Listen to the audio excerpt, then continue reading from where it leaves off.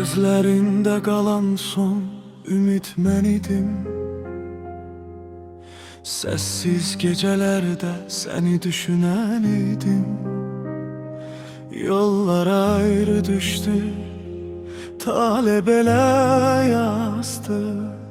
Adını ürəyimdən heç vaxt silmədim. Xoşbəxt ol mənsiz də gül, qoy taleyinə mişə gülsün. Mənim payım qaldı həsrət, sənin yolun işıq olsun.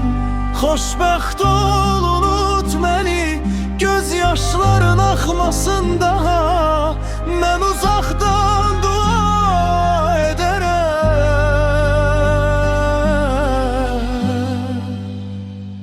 Sevgin qalsın ürəyində,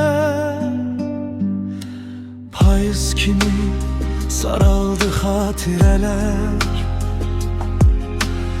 Adın qaldı köhnə nəğmələrdə.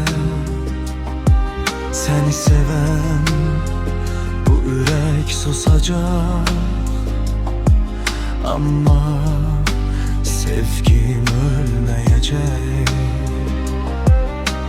Bəlkə bir gün yollar kəsişər, sən gülümsəyərsən, mən baxaram. Heç nə demədən keçib gedərik, xatirələr bizi anlayar. Xoşbəxt ol, bu son sözüm. Bütün dualarım sənədir. Mənim sevgim sükut oldu, amma ürəyim yenə sənindir.